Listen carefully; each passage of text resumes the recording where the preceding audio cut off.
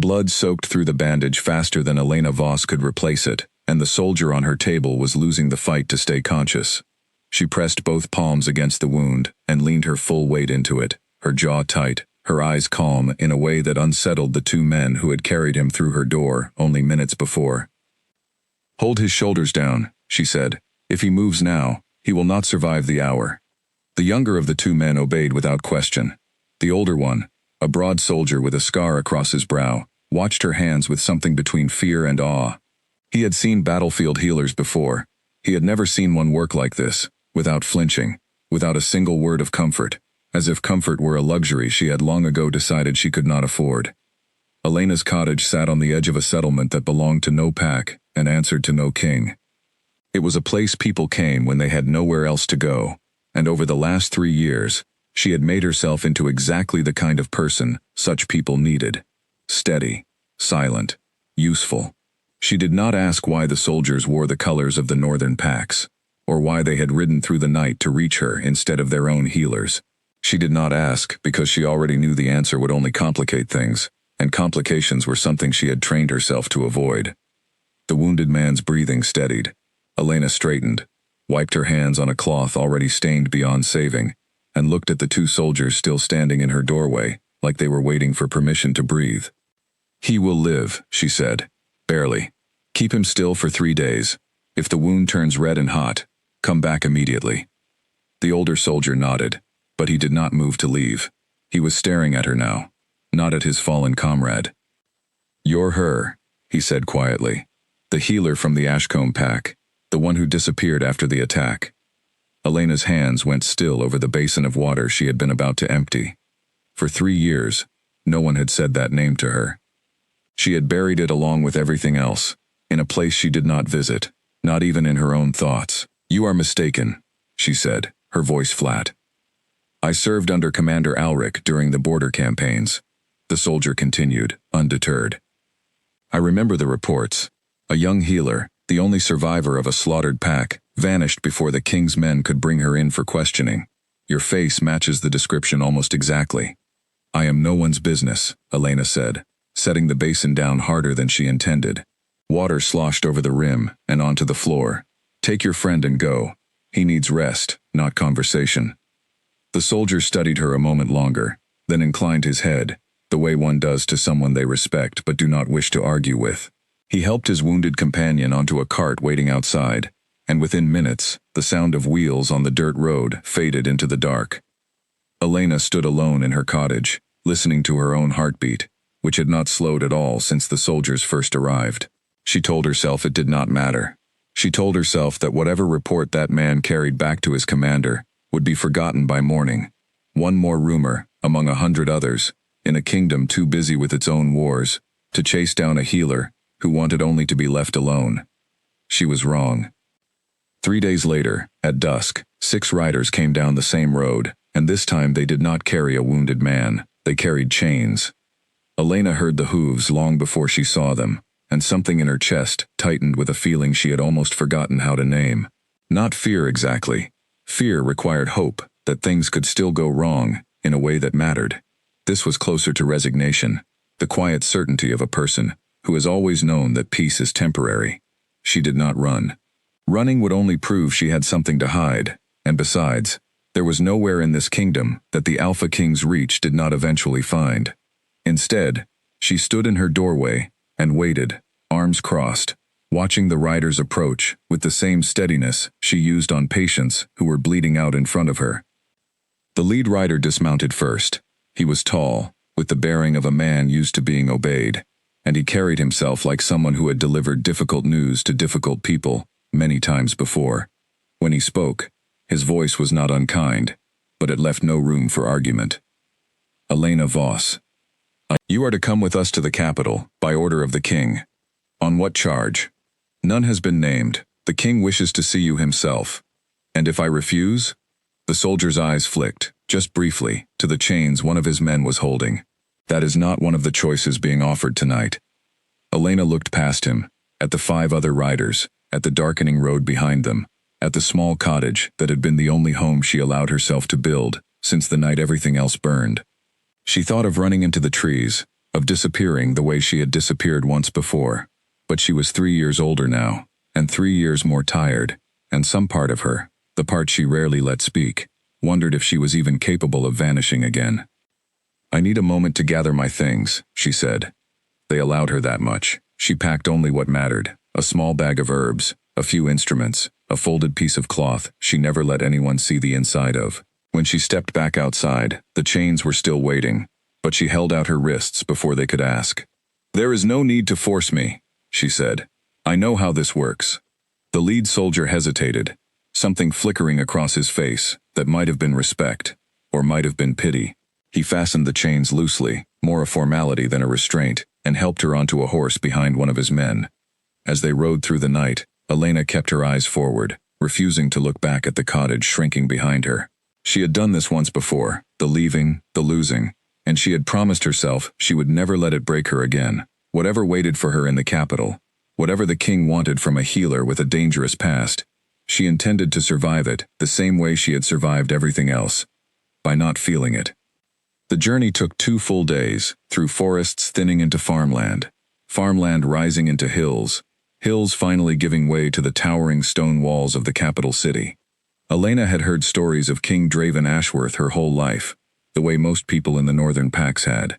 He was young for a king, having taken the throne after his father's sudden death nearly a decade ago, and in that time he had built a reputation that traveled faster than any messenger. Some called him ruthless, others called him just. Everyone agreed on one thing: he did not smile, he did not forgive weakness, and he had not been seen showing mercy to anyone, in longer than most people could remember. She wondered, as the gates of the capital rose before her, what such a man could possibly want with someone like her. Inside the city walls, the streets were crowded despite the late hour, merchants closing their stalls, children being called home, guards patrolling in pairs with torches lighting their path. No one looked twice at a chained woman being led through the streets. It seemed, Elena thought, that this was a common enough sight in the king's city. They brought her not to a dungeon, as she expected, but to a small chamber near the physician's wing of the palace, sparse but clean, with a single narrow bed and a barred window overlooking a courtyard she could not fully see. The chains were removed. A guard was posted outside her door, and then, for the rest of that night, she was left entirely alone. She did not sleep. She sat by the window instead, watching the moon move across the small slice of sky visible through the bars, and she thought about the last time she had been kept somewhere against her will, in the days right after the massacre, when investigators from the Crown had wanted to question her about what she had seen, about who might have survived, about why she alone had walked away from a slaughter that left no one else standing. She had told them nothing then. She intended to tell them nothing now. Morning came gray and quiet. A servant brought her food she did not touch, and a change of clothes she did put on, plain but well made, nothing like the rags she had left the settlement in. When the guard finally came for her, he said only one sentence: "The king will see you now." She followed him through corridors, lined with old banners and older stone, past guards who watched her without expression, until they reached a set of doors taller than any she had ever stood before. The guard knocked once. A voice from within, low and controlled, answered, "Send her in." The doors opened, and Elena stepped into a room that felt colder than the winter she had left behind. At the far end, seated not on a throne but at a plain wooden desk, covered in maps and reports, sat the king. He did not look up immediately. When he finally did, his eyes met hers, with an intensity that made her understand, in an instant, every rumor she had ever heard about him. "Elena Voss," he said, his voice quiet in a way that somehow carried more weight than shouting would have. "I am told you are the finest healer this kingdom has seen in a generation. I am also told you disappeared 3 years ago, rather than answer questions about the deaths of your entire pack." Elena kept her spine straight, her expression unreadable. "Your Majesty is well informed." "I am informed of many things," Draven said, rising slowly from his chair. "What I am not informed of is why a woman with your skill would rather live in exile than use her gift where it is needed most. Perhaps I did not wish to be needed." Something shifted in his expression, so brief she almost missed it, a flicker of understanding that seemed entirely out of place on a face known for showing nothing at all. "You will work in my infirmary," he said, as though the matter had never been in question. You will be paid, housed, and protected. In exchange, you will heal whoever I bring to you, without question, without hesitation, and without disappearing in the night. And if I refuse, you will not, Draven said simply. And there was no cruelty in the words, only certainty. Because you have spent 3 years running from a life you were meant to save, and some part of you is tired of running. Elena said nothing. She could not, because he was right. And being seen so clearly by a stranger after years of being seen by no one at all, left her with nothing to say. The king returned to his desk, already reaching for the next report, as though the conversation had concluded to his satisfaction. You will begin tomorrow, he said, without looking up. My commander will show you to the infirmary. Do not make me regret this decision, Elena Voss. She left the room with her chains gone, but her freedom no less complicated than before, and as she walked back through the cold stone corridors, she found herself wondering, against every instinct she had spent 3 years building, what kind of man could look at a stranger and see exactly what she had spent so long trying to hide. The guard led her back toward the physician's wing, but instead of returning her to the small chamber where she had spent the night, he stopped at a wide set of doors near the end of the corridor and pushed them open. The smell hit her first, herbs and clean linen, and something sharper underneath, the particular scent of a place built for healing. Rows of beds lined both walls, most of them empty, a few holding soldiers with bandaged limbs, who glanced up at her with mild curiosity, before returning to their rest. An older woman stood near a shelf of jars, sorting them by some system only she understood. She turned as the doors opened, and her eyes moved over Elena with the quick, assessing look of someone who had spent a lifetime deciding whether a stranger could be trusted around the sick. So you're the one, the woman said. Her voice carried no hostility, only tired curiosity.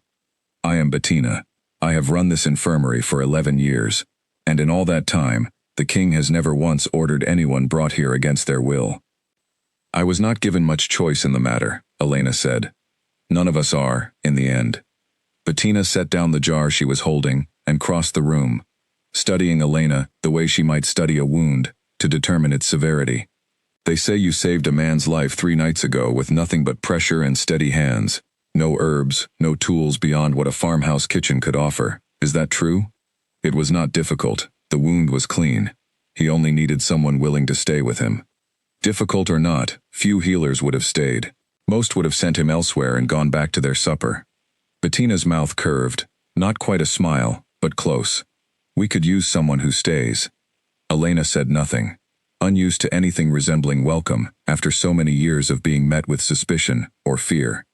Bettina did not seem to require a response. She simply turned and began walking Elena through the room, naming the patients, describing their injuries, explaining the rhythms of a place that clearly ran on more order than the king's cold demeanor might have suggested.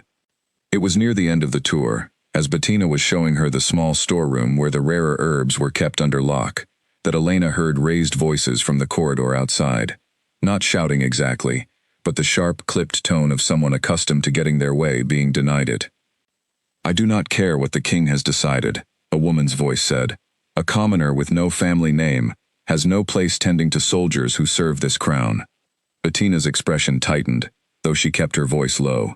Lady Priscilla, she murmured, mostly to herself. Word travels fast in this palace.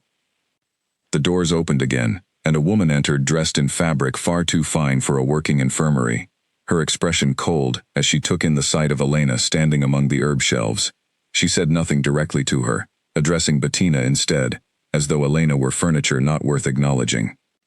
I trust you will keep a close watch on our new healer, Priscilla said. The king is generous with strangers. Not everyone in this palace shares his trust so easily. She left, without waiting for a reply, her heels striking the stone floor, in a rhythm that sounded almost like a warning. Bettina waited until the doors had fully closed before speaking again. Pay her no mind, she said. Lady Priscilla dislikes anyone who draws the king's attention away from her own ambitions.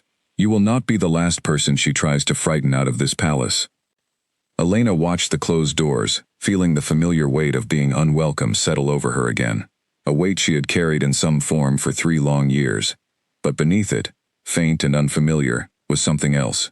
A door in this vast cold palace, opened just wide enough for her to matter to someone besides herself.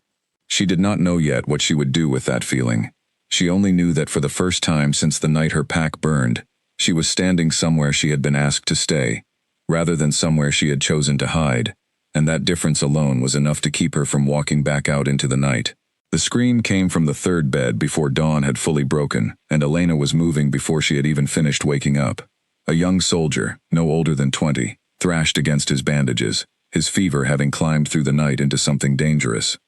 Bettina was already at his side, but her hands shook slightly, age and exhaustion catching up to her after a long shift.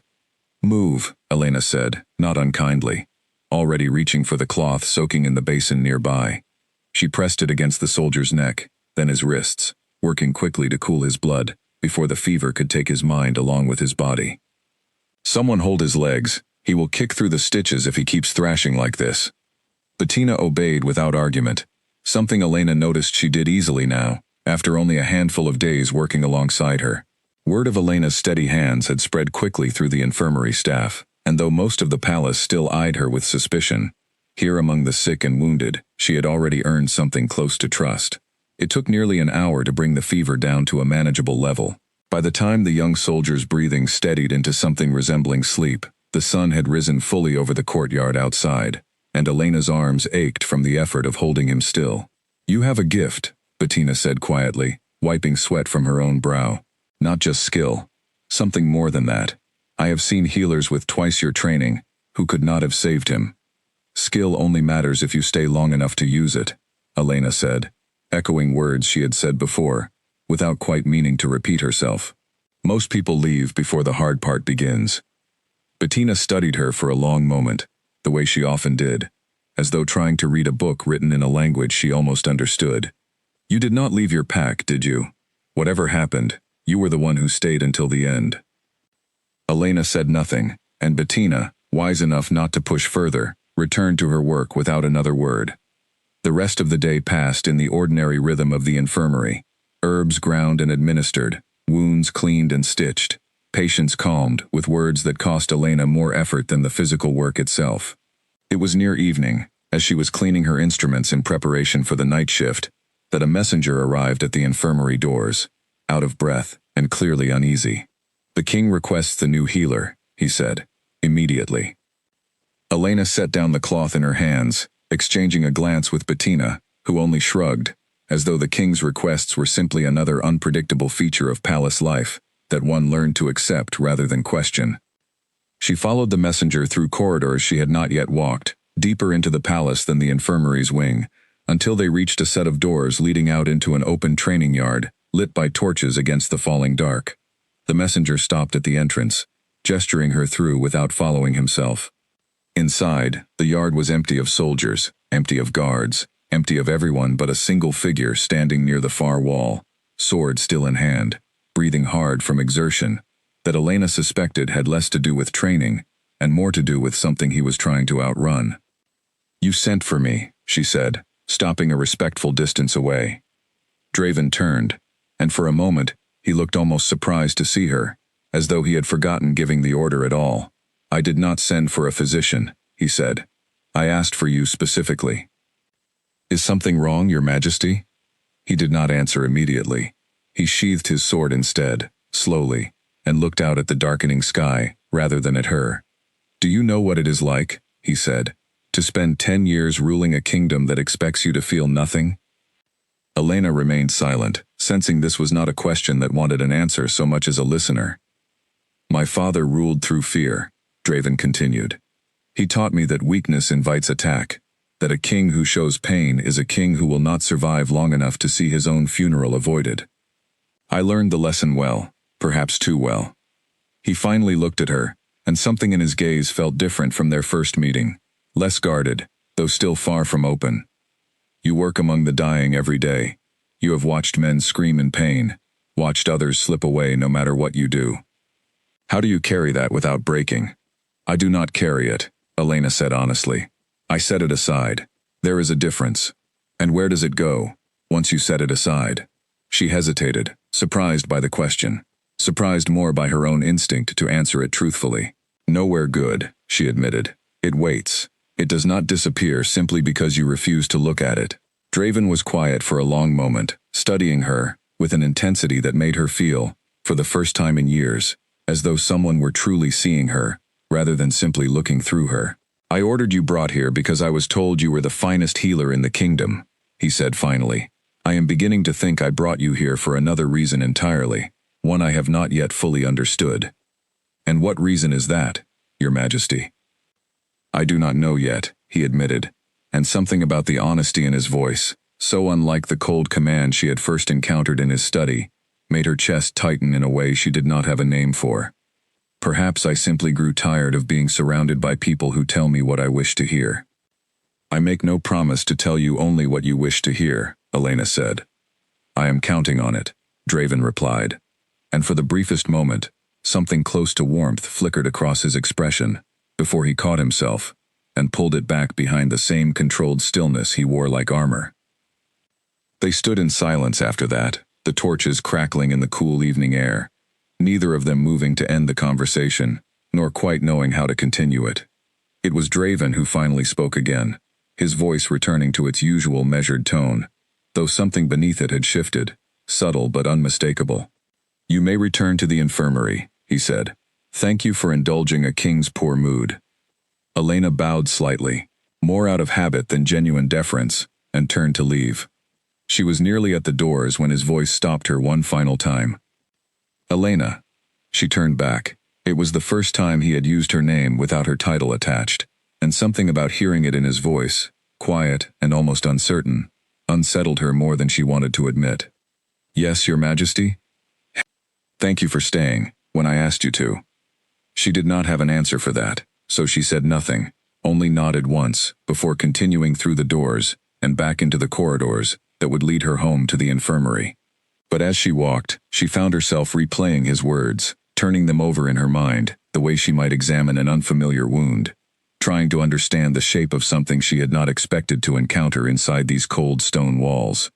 That night, as she lay in her narrow bed in the small chamber near the infirmary, sleep refused to come easily. She thought of her pack, of the fire, of the years she had spent teaching herself not to feel anything at all, rather than risk feeling that kind of loss again. She thought of the king, a man feared by everyone in his kingdom, standing alone in a training yard, asking a stranger how she carried her grief. She did not know what to make of it.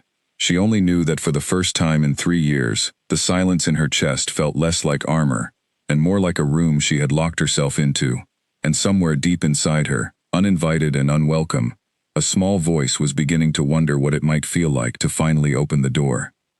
The next morning brought new wounded from a border skirmish, and Elena threw herself back into her work with the same steady focus she always did, grateful for the demands of the infirmary that left no room for thoughts she was not ready to examine too closely. But even as her hands moved through familiar motions, cleaning wounds, setting bones, calming frightened young soldiers far from home, some part of her remained in that torch-lit training yard, replaying a conversation she suspected she would not soon forget.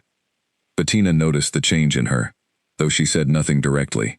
She only watched Elena work with a knowing look in her eyes, the look of someone who had lived long enough in this palace to recognize the early signs of something neither of them had a name for yet, something dangerous and fragile in equal measure, growing quietly beneath the surface of two people who had each forgotten how to want anything at all. By midday, the infirmary had grown quiet enough for Elena to step outside for a moment of air, and it was there, in the small courtyard behind the physician's wing, that Commander Alric found her, still wearing the same steady expression he had carried since the night he first brought her to the capital. "You look well rested," he said, though his tone suggested he did not entirely believe his own words. "I slept poorly," Elena admitted. "It has been a strange week." "It will grow stranger before it grows simple again," Alric said, leaning against the low stone wall beside her. "I have served the king for 9 years. In all that time, I have never seen him seek out a single person, the way he sought you out last night." Elena kept her eyes on the courtyard garden, rather than on him, unwilling to let her expression give away more than her words already might. "He asked me questions, that is all." "He does not ask questions of anyone," Alric said. "Not truly. He gives orders. He receives reports. He rules, because ruling is the only thing his father ever taught him how to do." He paused, choosing his next words carefully. "I tell you this not as a warning, but as a kindness. Whatever is happening between you and the king, know that this palace does not forgive easily, and Lady Priscilla is not the only one watching." "I have no designs on the king," Elena said, sharper than she intended. "I am a healer, nothing more." "Perhaps," Alric said, though his eyes suggested he was not entirely convinced. "But healers do not usually leave a king standing alone in a training yard, looking as though someone finally spoke to him, like a person instead of a crown." He straightened, preparing to return to his duties, but paused once more before leaving. "Be careful, Elena Voss. Not because anyone wishes you harm. Because some cages are gilded enough that people forget they are still cages, and I would hate to see either of you trapped inside one you did not choose." He left her with that thought, and Elena remained in the courtyard a while longer, turning his words over in her mind. She had spent 3 years building walls high enough that nothing could reach her, and yet here, in less than a week, a king's simple honesty and a commander's quiet warning had both found their way past defenses she had believed unbreakable. That evening, after her shift ended and the infirmary settled into its nighttime quiet, Elena found herself walking the palace corridors without quite deciding to, drawn toward the training yard where she had spoken with Draven the night before. She told herself she only wanted air, only wanted space to think, but some part of her recognized the excuse for what it was. The yard was empty when she arrived, torches burning low, the night sky clear and full of stars, in a way the smoke-filled skies of her childhood pack had never allowed. She stood there a long while, watching the darkness, wondering what it might mean to want something again, after so long spent wanting nothing at all. She did not see Draven that night, but from a high window overlooking the yard, unseen and unannounced, the king stood watching the same darkness she watched, his expression unreadable even to himself, wondering at the strange and unwelcome warmth that had settled into his chest since the moment a chained healer first refused to look away from him. The knife came out of nowhere, a flash of steel catching torchlight as it swung toward Elena's throat, and only pure instinct saved her. A step back learned from years of handling frightened, delirious patients, who sometimes lashed out before they knew what they were doing. "Easy," she said, voice steady despite her racing heart, both hands raised, palms open. "You are safe. No one here means you harm." The soldier on the bed, barely conscious, fever burning through him after days on the front lines, blinked at her with unfocused eyes, the knife trembling in his grip, before finally clattering to the floor. Bettina rushed to his other side, and together they eased him back down, murmuring words meant to calm rather than instruct. "He thought I was the enemy," Elena said afterward, once the soldier had finally settled into uneasy sleep. Her hands, she noticed, were shaking slightly now that the danger had passed. It was a rare enough occurrence that she studied her own fingers with something like curiosity. "Fever does strange things to the mind," Bettina said. "You handled it well. I have handled worse. I do not doubt it." Bettina studied her for a moment, the same knowing look she often wore, before changing the subject entirely. "The king has asked after you twice this week, not through messengers requesting your presence, through casual questions to the guards, asking how the new healer settles in, whether she eats enough, whether she sleeps." Elena said nothing, focusing instead on cleaning her instruments with more attention than the task required. "I am not blind, girl," Bettina added, not unkindly. "Whatever this is, be careful with it. Kings do not fall gently, and when they do, everyone around them falls as well." Elena did not have a response for that, mostly because she suspected Bettina was right, and she had spent 3 years avoiding exactly this kind of danger, the danger of letting herself want something that could be taken away. It was 2 nights later, well past midnight, when a messenger woke her with an urgent summons. The king had been injured during a border patrol gone wrong, thrown from his horse while personally leading a small company to intercept raiders threatening a border village. He had refused every physician sent to him, insisting instead on the healer from the infirmary, the one who did not flinch. Elena dressed quickly and followed the messenger through corridors lit only by scattered torches, her mind already running through the possibilities of what she might find. She had treated enough soldiers to know that a fall from a horse could mean anything, from a bruised shoulder to broken ribs that punctured something vital. Draven's private chambers were larger than she expected, though sparsely furnished, more suited to a soldier's needs than a king's luxury. He sat on the edge of his bed when she entered, shirt already removed, a physician hovering nearby looking relieved to hand off responsibility to someone else. "You should not have refused proper treatment for this long," Elena said, moving immediately to examine the darkening bruise spreading across his ribs. "How long ago did this happen?" "Several hours," Draven admitted, wincing slightly as her fingers pressed gently along his side, checking for the telltale give of broken bone. "I did not wish to be disturbed by anyone but you." "That is a foolish reason to risk internal bleeding, Your Majesty." "Perhaps," he said, and there was something almost amused in his tone despite the pain evident on his face.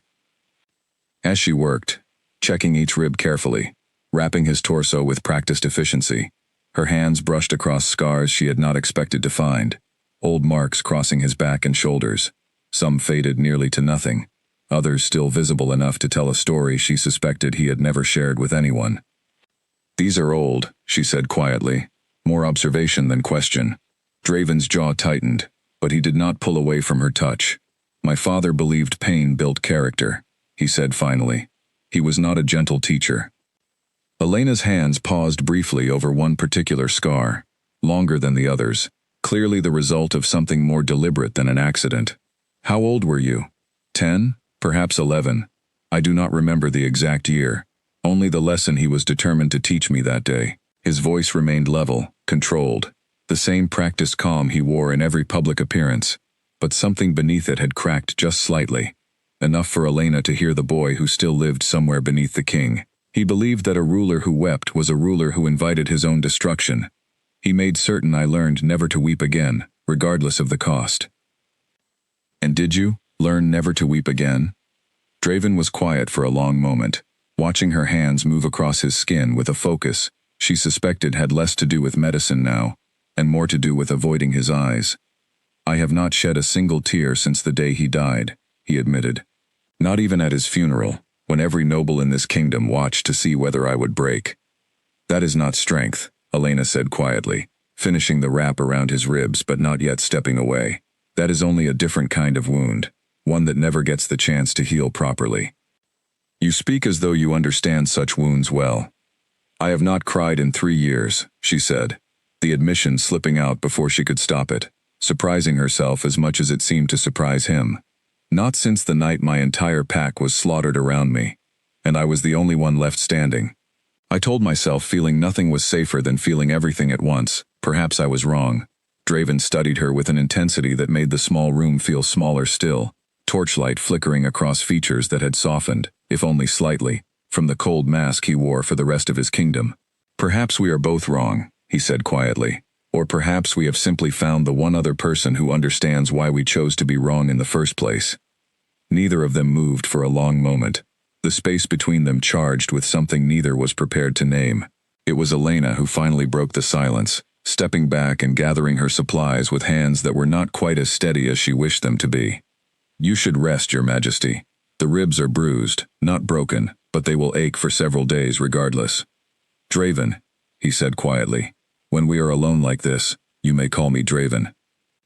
She hesitated at the door, turning back to look at him one final time, a king stripped of his crown and his armor alike, sitting vulnerable in torchlight, with scars he had shown no one else in a decade.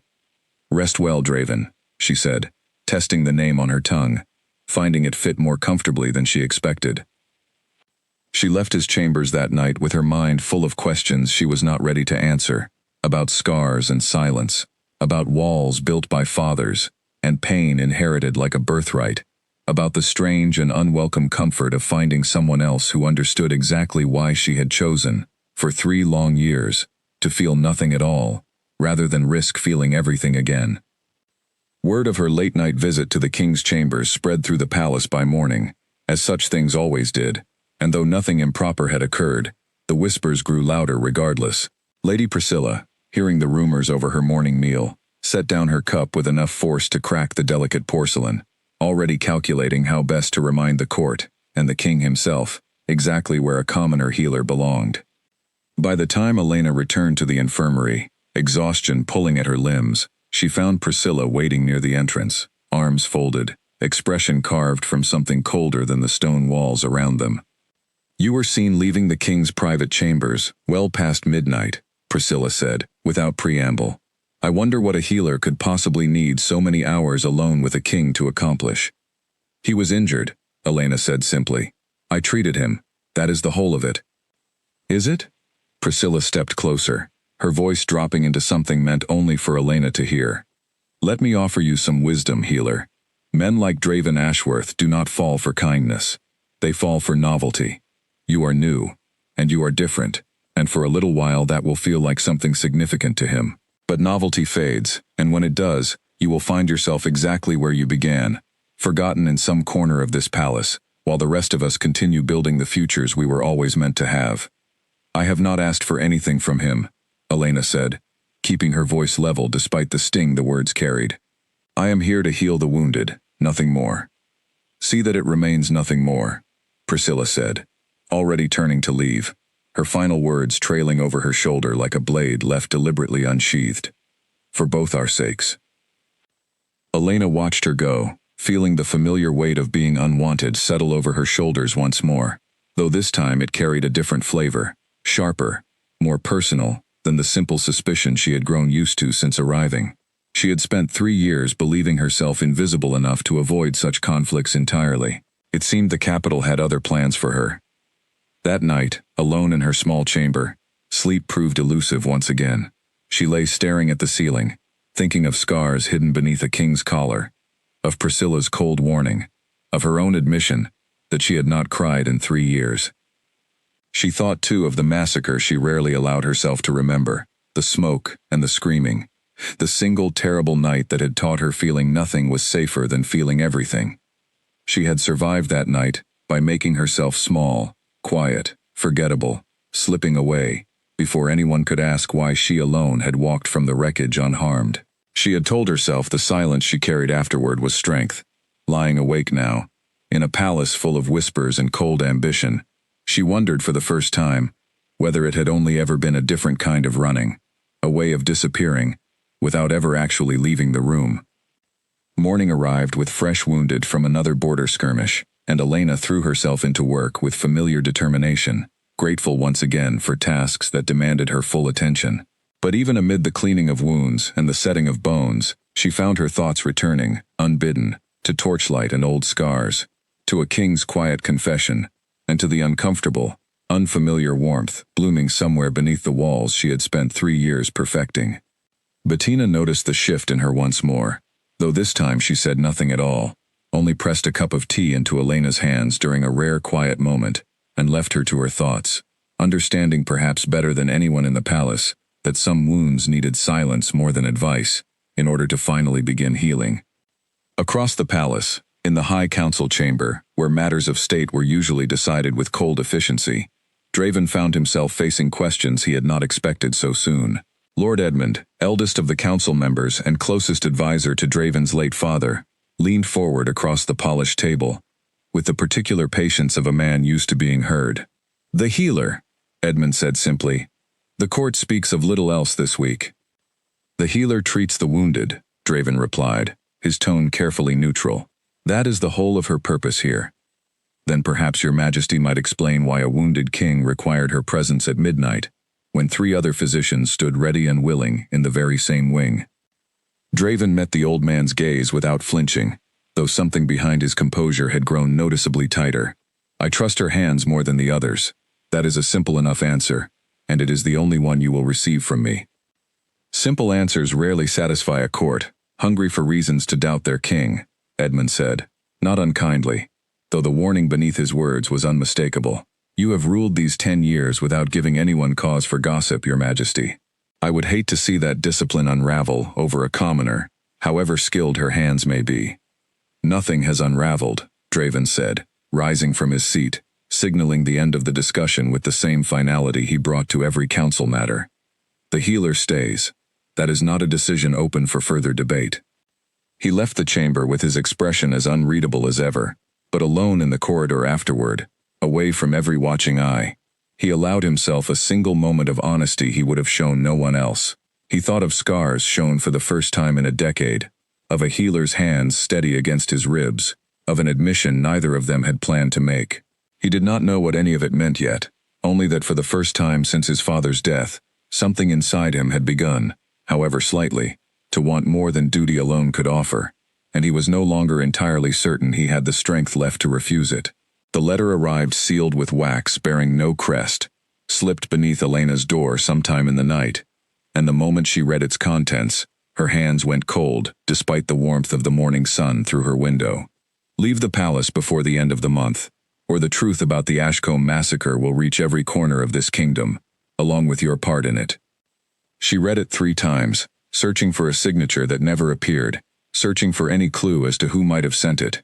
Her heart pounded in a way it had not in years, old fear resurfacing with a speed that frightened her more than the letter itself. She had buried that night so deeply that even thinking its name felt dangerous, and now someone in this palace knew enough to threaten her with it. She did not go to Draven. She did not go to Bettina, or to Alric, or to anyone who might ask the questions she was not prepared to answer.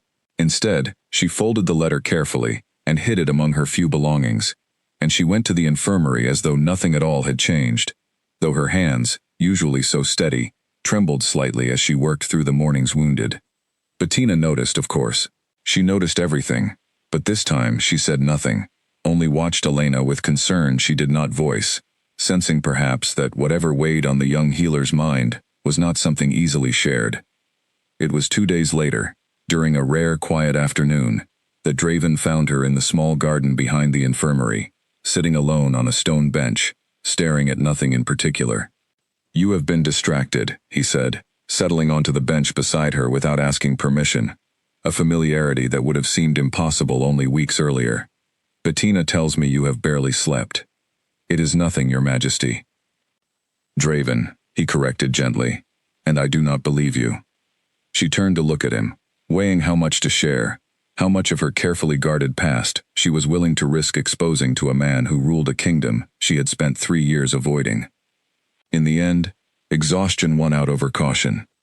"Someone left a letter at my door," she admitted quietly, retrieving it from where she had hidden it and handing it to him, without further explanation. "They know about my past. They are threatening to expose it if I do not leave the palace." Draven read the letter twice, his expression darkening with each pass, though his voice remained controlled when he finally spoke. "What happened at Ashcombe, Elena? You have never told me the full truth, only fragments." She was quiet for a long moment, gathering the courage she had not needed in 3 years, since the last time anyone had asked her to speak of that night in full.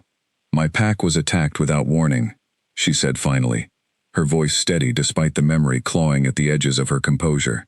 "Raiders, though we never learned from where, or why. I was young, still training as a healer under my mother, who was pack physician before me. When the attack came, I hid, because my mother ordered me to, because she believed someone needed to survive to carry what remained of our people forward. And you did survive."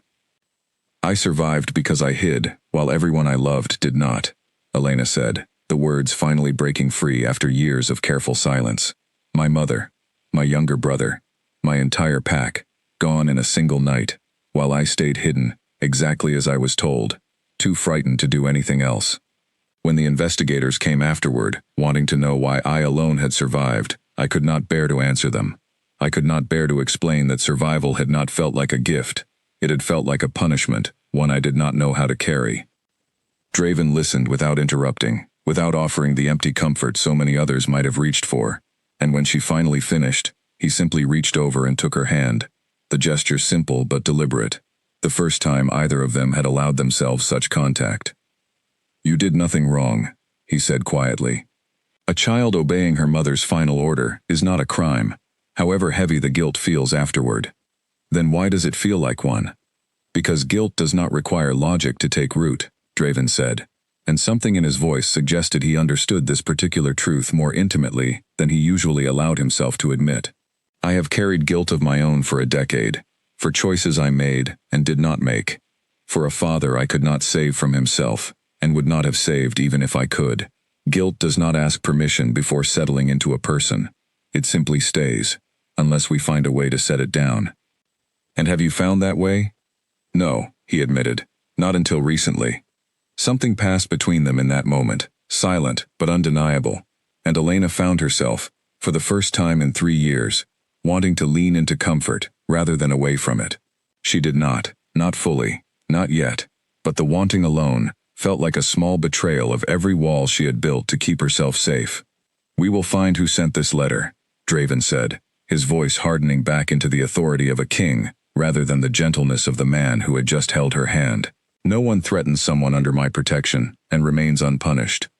You do not need to fight my battles for me, Draven." "Perhaps not," he said, rising from the bench, the letter still gripped tightly in his hand. "But I intend to regardless."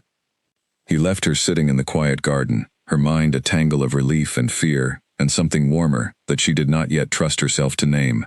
And it was there, alone among the herbs and flowering vines, that she finally allowed a single tear to escape, the first in 3 long years, tracing a path down her cheek before she quickly wiped it away, as though even her own grief remained something she had not yet learned to permit herself fully. That evening, Alric arrived at the infirmary with news that only deepened the mystery rather than resolving it.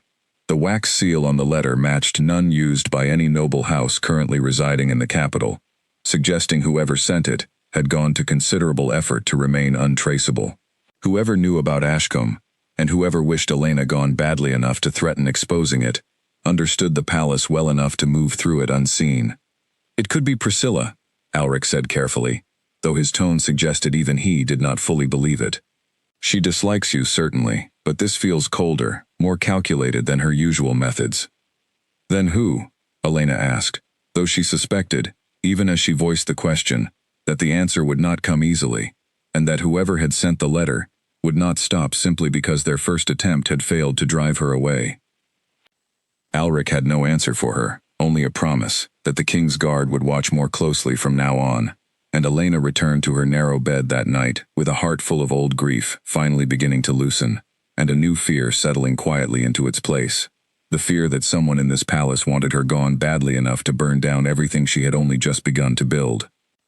Bettina found her the next morning sitting quietly among the herb shelves, sorting jars she had already sorted the day before, her hands moving more out of habit than purpose. The older woman said nothing at first, simply took a seat beside her, and began helping with the sorting, her presence a quiet comfort that required no words to be effective. "You told him," Bettina said eventually, not a question. "About Ashcombe. How did you know?" "Because you look lighter than you did yesterday, even with a threat hanging over your head." Bettina set down a jar of dried lavender, studying Elena with the same careful attention she gave to a difficult diagnosis. Secrets carried alone grow heavier with every year. Shared, even partially, they lose some of their weight. It does not undo what happened. "No," Bettina agreed, "but perhaps it makes carrying it forward a little easier."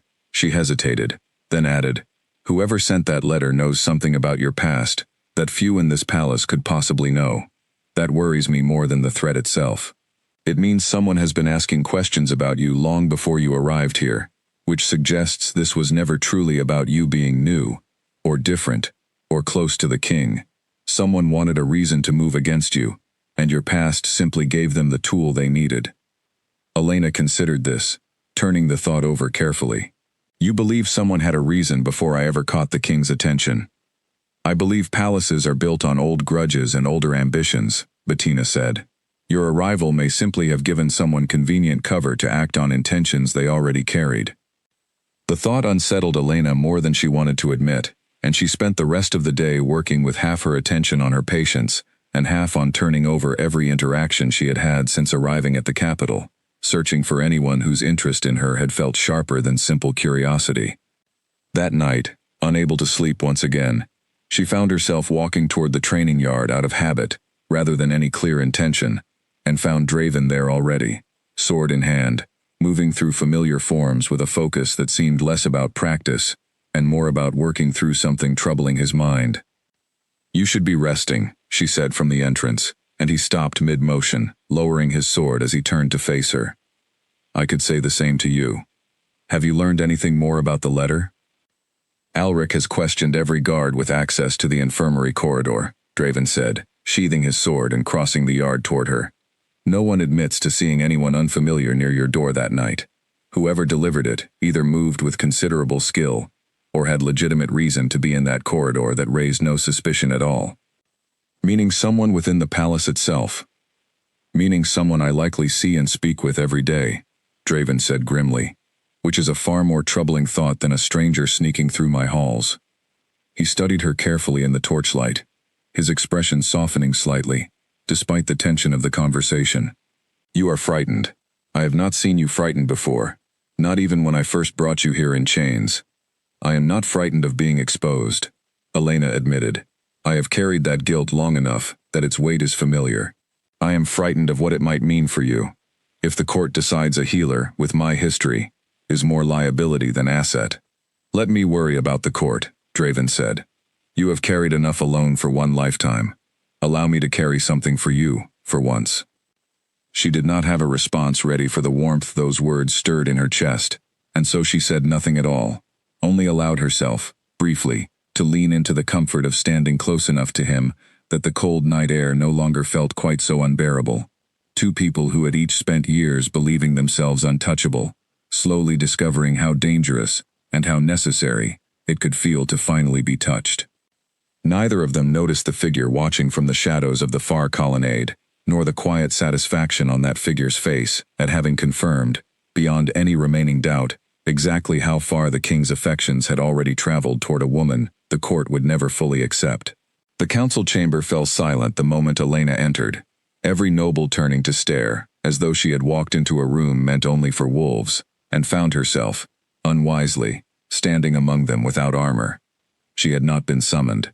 She had come on her own, after hearing from a frightened young servant that the council intended to discuss her presence in the palace that very morning, and she refused to let her fate be decided entirely by people who had never once spoken to her directly. This is a closed session, Lord Edmund said, his voice carrying the particular irritation of a man unused to being interrupted. Healer or not, you have no standing to be present. I have every standing, Elena said, keeping her voice level despite the dozen pairs of eyes fixed on her. Since it seems my future is the very matter under discussion. A murmur rippled through the chamber, and Lady Priscilla, seated near the front with an expression of carefully practiced boredom, allowed the faintest smile to touch her lips. Very well, Edmund said finally, gesturing toward the doors. Since you insist on hearing it directly, know this.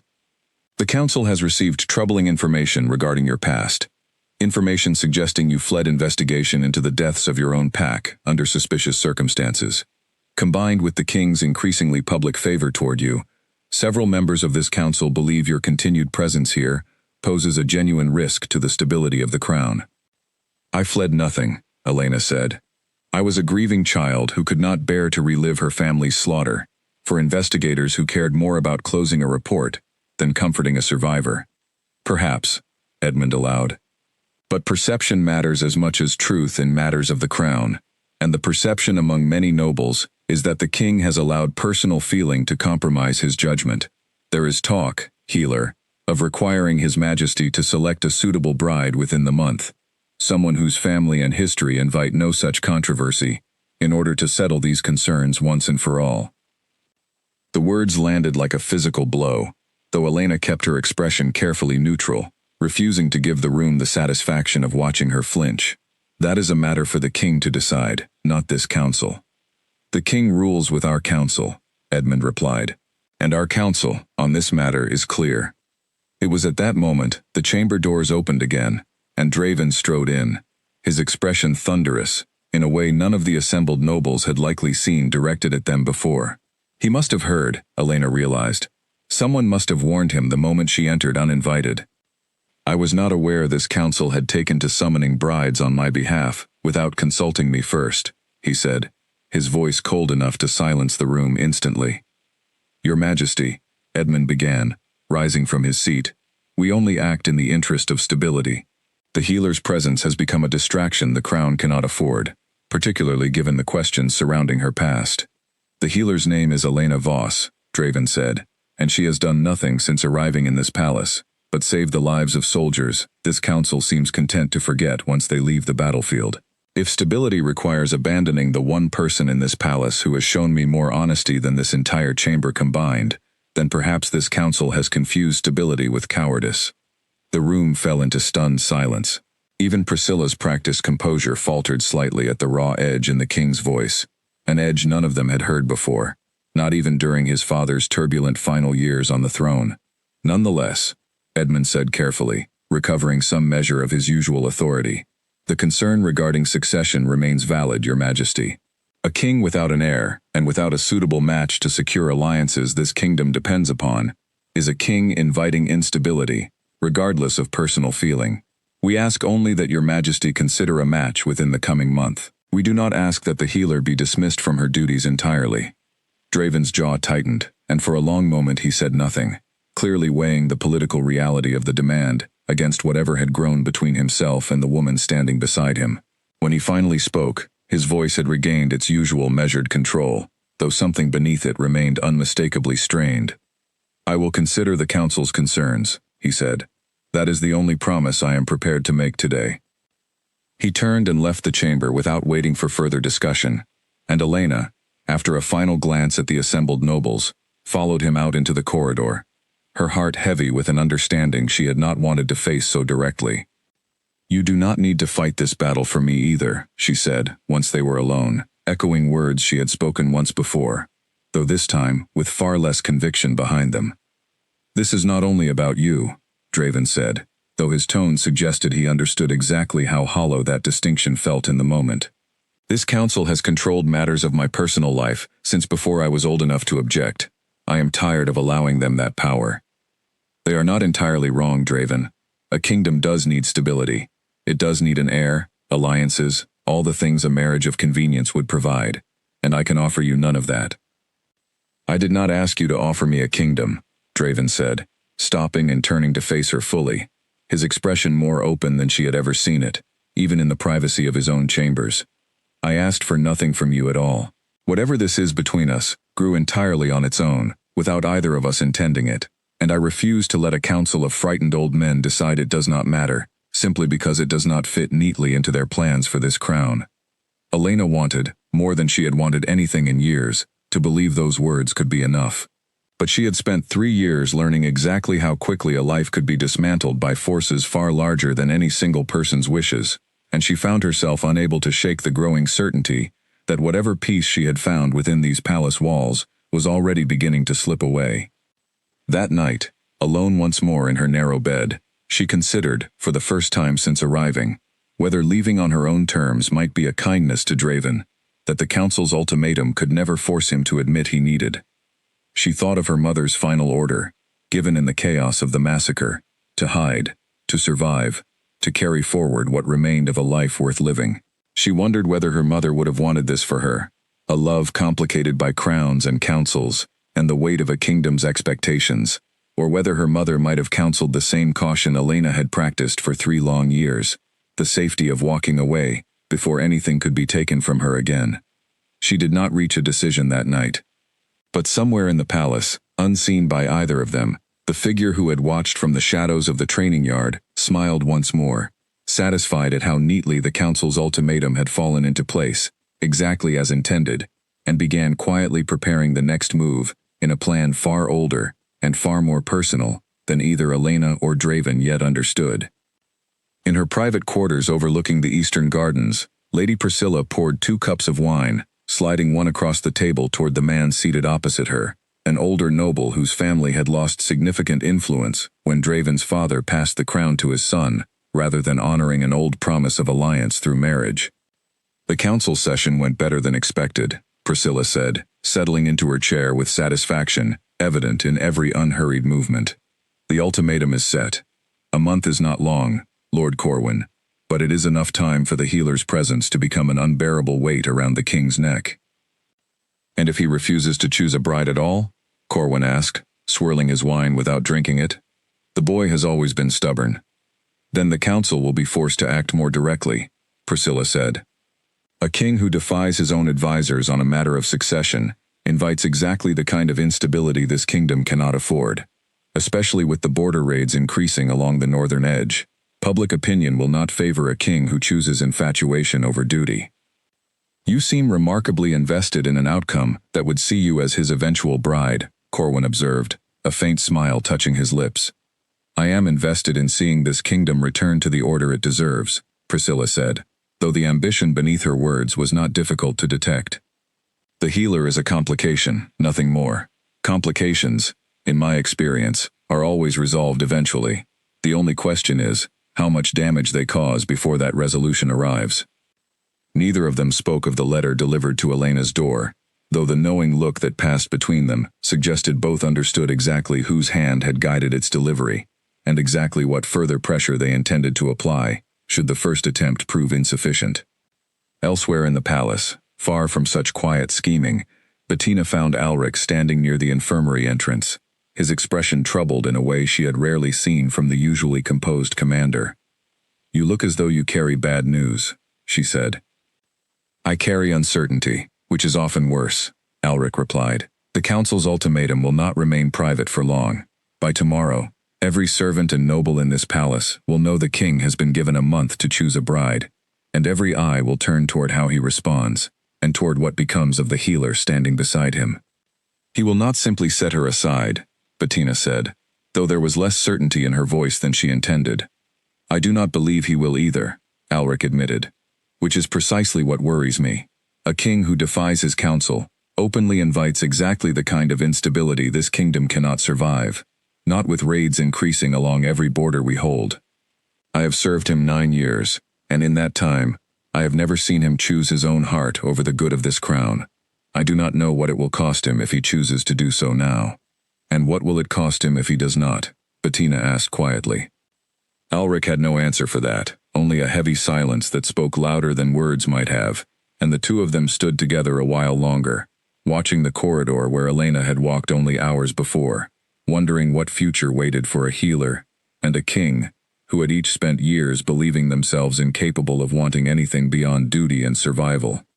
Later that night, Draven stood alone on the balcony outside his private chambers, looking out over a capital city, glittering with scattered lights beneath a clear, star-filled sky. He thought of his father, of the cold lessons carved into his back before he was old enough to understand their purpose, of a lifetime spent believing that a king's heart was a liability rather than a strength. He thought, too, of Elena's steady hands against his ribs, of her voice admitting grief she had carried silently for 3 long years, of the strange and unfamiliar warmth that had settled into his chest since the night he first saw her refuse to look away from him in his own study. He did not yet know what he intended to do about the council's ultimatum, but standing there beneath the wide northern sky, he found himself, for the first time in a decade, unwilling to accept that duty and happiness were forces that could never coexist within the same crown. The arrow struck the pillar beside Draven's head with a sound like splitting wood, and before he had even turned to locate its source, a second one was already flying toward his chest. Elena did not think. She moved, throwing herself against him with enough force to knock them both to the stone floor of the courtyard, and the second arrow buried itself in her shoulder instead of his heart, the impact tearing a cry from her throat that she immediately fought to swallow. "Elena!" Draven's voice cracked with something raw and unguarded, a sound none of the guards rushing toward them had ever heard from their king before. He caught her as she slumped, blood already soaking through her sleeve, his hands shaking in a way they had not shaken since he was a child too young to hide his fear. "I am fine," Elena managed, though the pain radiating from her shoulder suggested otherwise. "Get down, there may be more." Chaos erupted through the courtyard, guards fanning out toward the rooftops where the attack had originated, servants screaming and scattering, Alric's voice cutting through the noise as he barked orders with the sharp efficiency of a man who had trained for exactly this kind of moment his entire career. But Draven heard none of it clearly. His entire focus narrowed to the woman bleeding in his arms, her face pale, her breathing shallow. "Someone bring a physician," he shouted, though the words felt inadequate against the fear clawing through his chest. "I am a physician," Elena said, a weak attempt at humor that did nothing to ease the panic evident in his eyes. "Draven, listen to me. The arrow missed anything vital. I need it removed carefully, and the wound cleaned. I can walk you through it, if Bettina is not close enough." "You should not be giving instructions with an arrow in your shoulder," he said, though he was already lifting her carefully, refusing to let anyone else carry her, ignoring the protests of guards who insisted he remain in a defensible position until the threat had been fully cleared. He carried her himself to the infirmary, Bettina meeting them at the doors with practiced calm despite the visible fear in her eyes. And for the next hour, Draven remained at Elena's side, refusing every attempt by his guards to remove him for his own safety, holding her hand as Bettina worked to extract the arrow and clean the wound beneath his watchful, terrified gaze. It was the first time in 10 years that anyone in that palace had seen the king afraid. "You could have died protecting me," he said quietly, once Bettina had finished, and stepped away to prepare bandages, leaving them alone for a rare private moment. His hand remained wrapped around hers, gripping tighter than necessary, as though letting go might somehow allow the danger to return. "You could have died without me," Elena replied, her voice weak but steady. "I made a choice. I do not regret it." "You should not have had to make that choice at all," Draven said, and something in his voice cracked further, a vulnerability he had spent his entire reign carefully burying beneath cold composure. "I have led soldiers into battle. I have watched men die beside me without allowing myself to feel the weight of it, because feeling was a luxury my father taught me kings could not afford. But watching that arrow strike you instead of me, I have never in my life felt anything close to that kind of fear." "Draven, let me finish," he said, his composure fully breaking now.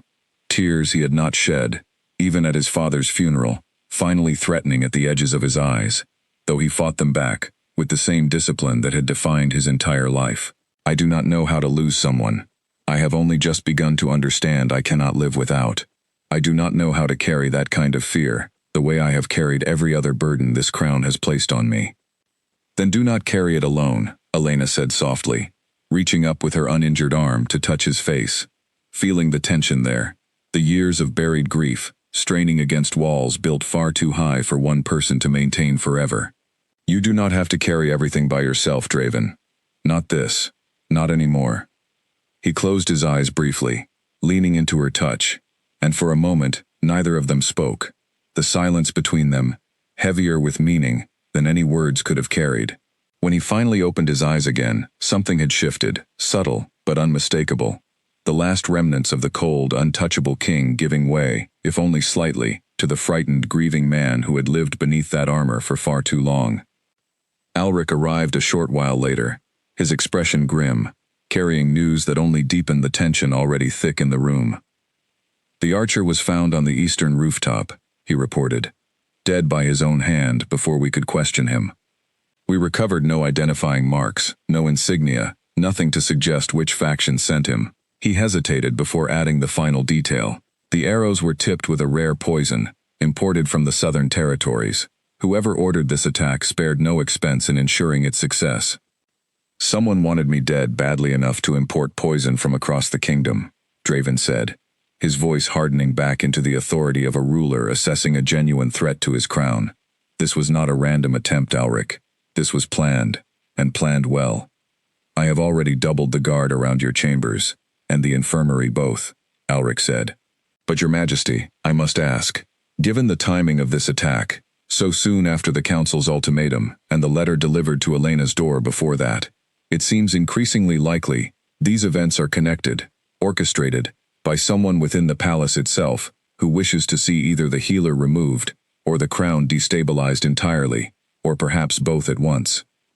Draven's jaw tightened, and Elena, watching him from the infirmary bed despite the pain still radiating through her shoulder, saw something new settle into his expression, a cold, focused resolve that reminded her, briefly, of the untouchable king she had first met in his study, though now tempered by a fierce protectiveness that had not existed in him then.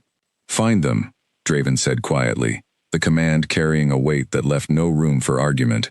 "Whoever ordered this attack believes they can threaten what remains of my life without consequence. I intend to prove them wrong." Alric bowed and left to carry out the order, and Draven remained at Elena's side long into the night, refusing sleep, refusing rest, watching over her with the same fierce devotion she suspected he had shown no one since the death of whatever innocence his father's cruelty had stolen from him as a child. She drifted in and out of uneasy rest, and each time she woke, however briefly, she found him still there, still watching, a king who had spent a decade convincing an entire kingdom he felt nothing at all, undone completely by the simple, terrifying possibility of losing the one person who had taught him how to feel again. By morning, news of the attack had spread through every corner of the palace, and the council convened an emergency session, this time summoning both Draven and Elena directly, an unprecedented break from tradition that spoke to how seriously the assembled nobles regarded the threat. An attempt on the king's life is no small matter, Lord Edmund said gravely, though his eyes flicked toward Elena with something that might have been reluctant respect. Whatever concerns this council has raised regarding the healer's presence, her actions yesterday cannot be dismissed. She placed herself between an assassin's arrow and the crown of this kingdom. She saved my life, Draven said simply, standing at the head of the chamber with Elena beside him, her arm still bound in a sling, her expression tired but resolute. I would think that fact alone settles any remaining doubt this council holds regarding her loyalty. Priscilla, seated near the front, kept her expression carefully composed, though Elena noticed the faint tightening around her eyes, the barely concealed frustration of someone watching a carefully constructed plan begin to unravel faster than anticipated. Loyalty is not the question before this council, Priscilla said smoothly. Security is. Whoever ordered this attack remains at large, and until they are found, every person close to the king, healer included, remains a potential target, or worse, a potential suspect. An interesting point, Draven said, his eyes never leaving Priscilla's face, a coldness entering his voice that made several nobles shift uncomfortably in their seats. Since you raised the matter of suspects, Lady Priscilla, perhaps you might explain your whereabouts at the time of the attack. The chamber fell silent, and for the first time since Elena had arrived at the capital, she watched Priscilla's composure crack, just slightly, just enough to notice, before the noblewoman recovered herself with practiced ease. I was in my chambers, Your Majesty, as any servant can confirm, Priscilla said, her voice tight. I hope you are not suggesting I would ever conspire against the crown I have served my entire life. I am suggesting nothing, Draven said, only asking questions, as this council seems so fond of doing to others. He turned back to address the full chamber. Commander Alric will conduct a thorough investigation into this attack, and every member of this court, regardless of standing, will cooperate fully. Anyone found to have played a role in this attempt on my life, or in the threats made against Elena Voss, will face the full weight of the crown's justice, without exception. The session ended shortly after, the council dispersing with considerably less certainty than they had entered with, and as Elena walked beside Draven back toward the infirmary, she felt, for the first time since arriving at the capital, something that almost resembled safety, fragile and uncertain, but real nonetheless, standing beside a king who had finally begun to fight not just for his crown, but for her as well. That evening, Alric brought his findings directly to Draven's chambers, his expression grave, as he laid a small piece of fabric on the table between them, torn and stained, recovered from the rooftop where the archer had taken his own life rather than face capture. This was caught on a nail near the archer's position, Alric said. The weave and dye are expensive, the kind used only in garments commissioned from the southern tailors, who serve the noble houses exclusively. I have already begun quietly comparing it against household records, though it will take time to narrow down which family it belongs to, without alerting whoever is responsible. Move carefully, Draven said, turning the fabric over in his hands, studying it as though it might reveal its secrets through sheer force of attention. If we move too quickly and alert them, we risk losing whatever trail remains. But move deliberately, Alric. I want a name before the month the council has given me runs out.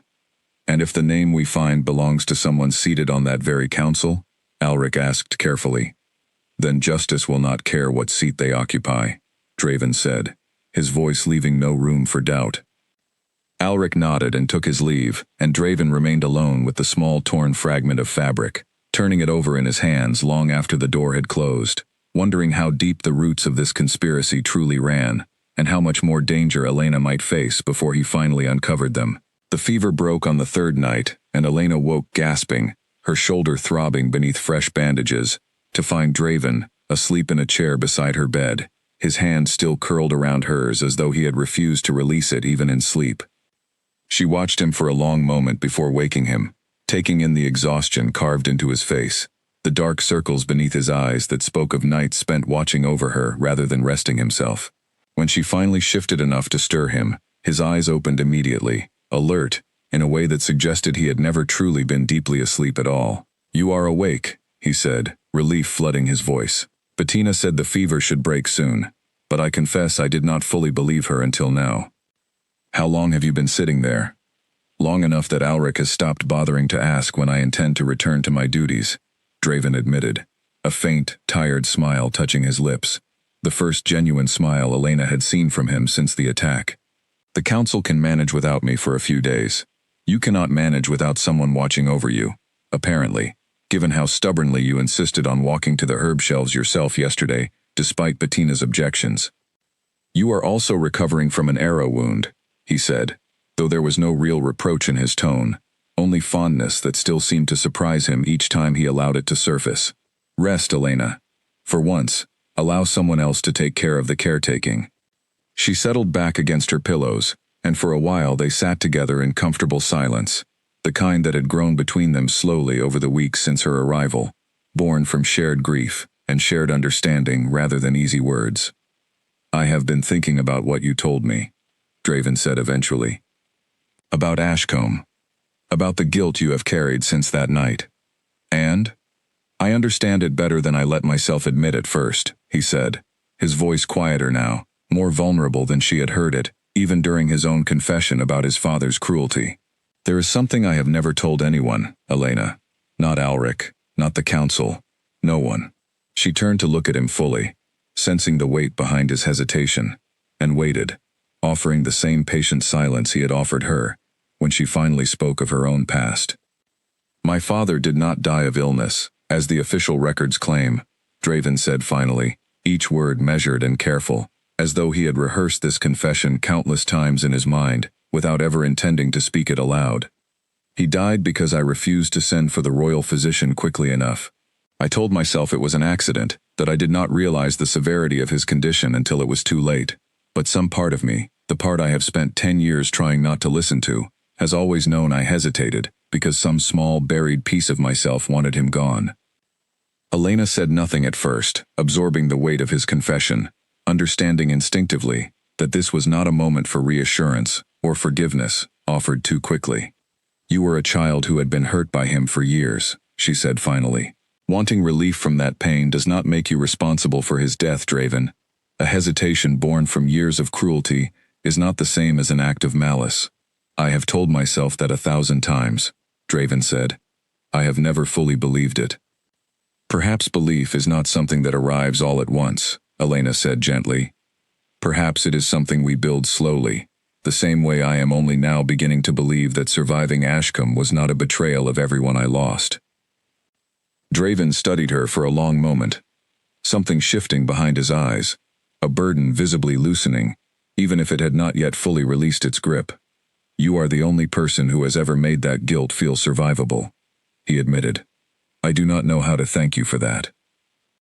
You do not need to thank me, Elena said. You only need to keep believing it, even on the days it feels impossible. He reached up and brushed a strand of hair from her face, the gesture tender in a way that neither of them commented on, though both understood exactly what it meant. I have ruled this kingdom for 10 years, believing that strength meant feeling nothing, he said quietly. You have taught me, in only a few short weeks, that strength might mean something entirely different, that perhaps the strongest thing a person can do is allow themselves to feel everything, and survive it anyway. Elena's eyes stung with the beginning of tears she still was not entirely accustomed to allowing, though she no longer fought them back the way she once had. I have not cried properly in 3 years, she admitted. Not until the day you read that letter in the garden. Even then, I only allowed myself a single tear before I stopped it. Why did you stop it? Because crying felt like admitting the wall I built was cracking, she said, and I was not certain what would happen to me once it finally broke completely. Perhaps, Draven said softly, we find out together, whenever that day comes. The moment stretched between them, fragile and honest, in a way few moments in either of their lives had ever been allowed to be, and it was Bettina's arrival with fresh bandages that finally broke the silence. Though neither of them pulled away from the closeness that had settled between them, the closeness of two people who had each spent years convinced that vulnerability was a weakness they could not afford, slowly discovering instead that it might be the very thing capable of healing wounds neither of them had believed could ever fully close. Bettina said nothing about what she walked in on, only exchanged bandages, and offered a knowing look that suggested she had suspected this moment was coming, long before either of them had been ready to admit it themselves. After she left, Draven remained a while longer, and as the evening settled into night outside the infirmary windows, Elena found herself, for the first time since the massacre that had taken everything from her, beginning to believe that perhaps survival did not have to mean walking through life alone, carrying grief in silence, until it hollowed out everything worth saving.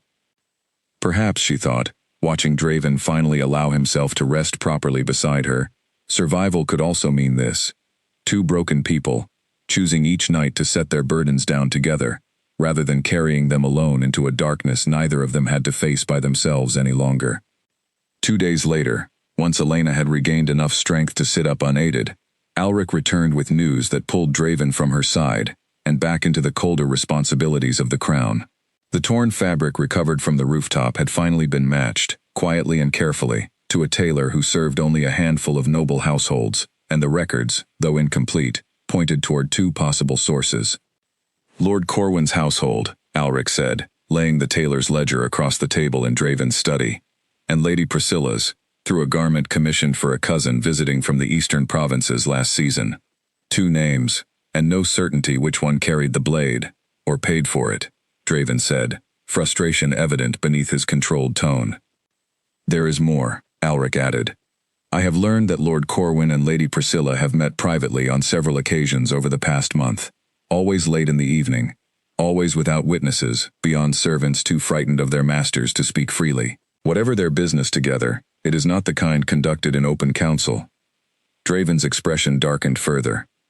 Corwin's family lost its claim to alliance through marriage, when my father chose to pass the throne to me, rather than honor an old betrothal agreement between our houses. If he has spent a decade nursing that grievance, and found in Priscilla a willing partner, eager to see herself crowned regardless of the cost, it would explain a great deal. It would explain the letter threatening Elena, Alric agreed, and it would explain an assassination attempt timed precisely to occur once the council had already begun pressuring you toward a suitable marriage. Remove the healer through scandal or fear. Failing that, remove you entirely, and see the throne pass to whichever distant claimant Corwin's family might then maneuver into supporting, likely with Priscilla installed as regent's bride, to secure the transition. A patient plan, Draven said grimly, and a dangerous one, if we cannot prove it, before they grow desperate enough to try again. We need more than a torn scrap of fabric and suspicious meetings to move against a sitting council member and a lady of Priscilla's standing, Alric said. If we accuse them without solid proof, and we are wrong, or cannot demonstrate it convincingly enough before the full council, we risk tearing this court apart from within, which may be precisely the chaos they are hoping to provoke. Draven paced the length of his study, his mind working through the problem with the same disciplined focus he brought to matters of war. Then we give them a reason to grow careless, he said finally. Let it be known, quietly, that the healer's wound has left her gravely weakened, perhaps even that her survival remains uncertain. If Corwin and Priscilla believe their first attempt succeeded in removing the threat she poses to their plans, they may grow bold enough to reveal themselves before attempting anything further. A dangerous game, Your Majesty, Alric said carefully. If Elena's condition becomes public knowledge, even as a fabrication, it may draw further attempts against her, believing her vulnerable. Which is precisely why she will not actually be vulnerable, Draven said. Only appear so, under guard, so careful that no further attempt could possibly succeed. When Draven returned to the infirmary and explained the plan, Elena listened with the same steady focus she brought to every difficult decision, weighing the risk against the necessity of finally exposing whoever had threatened both her life and Draven's. I do not like being used as bait, she said finally, but I like being threatened and shot at even less. If this ends it, I will do my part. You will not be alone in it, Draven said, taking her hand once more, the gesture no longer new between them, but no less meaningful for its familiarity. Whatever comes next, we face it together, exactly as we have faced everything since the night I first brought you to this capital in chains. A poor beginning for what has become the truest friendship I have known since I lost my pack, Elena said, a faint smile touching her lips, despite the seriousness of their conversation. Perhaps, Draven agreed, returning her smile with one of his own, rare and genuine. But even the poorest beginnings can lead somewhere worth arriving at, if both people are willing to keep walking forward together. The rumor spread through the palace faster than Draven had anticipated, servants whispering in corridors that the healer's wound had turned poisoned, that she lay barely clinging to life in a chamber sealed off from all but her closest attendants. Elena, hidden away exactly as planned, listened to the muffled sounds of palace life continuing beyond her door, and wondered how long it would take for whoever wanted her gone to take the bait. It took 4 days. She woke near midnight to the faint sound of a lock being tested, careful and quiet, someone clearly believing the chamber to be guarded only lightly given her supposed fragile condition. Elena remained perfectly still beneath her blankets, her heartbeat steady despite the danger, trusting the guards Draven had stationed just beyond sight to do exactly as instructed. The door opened slowly, and a figure slipped inside, moving with the careful confidence of someone who believed themselves unobserved. Elena recognized the silhouette immediately, though the confirmation still sent a cold jolt through her chest. Lord Corwin. He crossed the small room toward her bed, a vial clutched in one gloved hand, and it was only when he leaned close enough to administer whatever poison he carried that the door burst open behind him, Alric and 4 guards flooding into the room with swords drawn, Draven himself entering last, his expression carved from pure, controlled fury. "I had wondered how long it would take you to grow careless, Corwin," Draven said, his voice deceptively calm despite the rage evident in his eyes. Corwin froze, the vial still gripped tightly in his hand, his composure cracking as he realized the trap that had been laid for him. "Your Majesty, I can explain." "You can explain to the full council," Draven said, "along with whatever role Lady Priscilla played in commissioning the archer who nearly took my life and threatened the woman who saved it." Corwin's shoulders sagged, the fight visibly draining from him as guards moved to restrain him. "She promised the throne would be restored to its proper line," he said bitterly. "The betrothal your father broke, the alliance owed to my family for 3 generations, discarded the moment it no longer served his ambitions. I only wanted what was promised." "You wanted a throne that was never yours to claim," Draven said, "and you were willing to murder an innocent healer and attempt the death of your own king to take it. Whatever grievance you carried, Corwin, you have forfeited any right to sympathy this crown might once have offered you." Elena, still lying in the bed she had used as bait, finally allowed herself to release the breath she had been holding since the door first opened. Alric moved quickly to secure Corwin fully, while 2 guards were dispatched immediately to Priscilla's chambers, though word soon returned that the noblewoman had already fled the palace grounds sometime in the early evening, likely warned by some remaining ally that her plans had unraveled. "She will not get far," Alric said grimly. "I will have riders on every road within the hour." Draven nodded, though his attention had already turned fully toward Elena, crossing the room to sit beside her, relief evident in every line of his face, now that the danger had finally, truly passed. "It is over," he said quietly, taking her hand. "Whatever threat hung over us both these past weeks, it ends tonight." "Not entirely," Elena said, though she allowed herself a small, exhausted smile. "Priscilla remains free, and Corwin's family will not simply accept his capture without some further attempt to salvage their ambitions." "Perhaps," Draven admitted, "but we face whatever comes next from a position of strength now, rather than uncertainty. That is no small thing."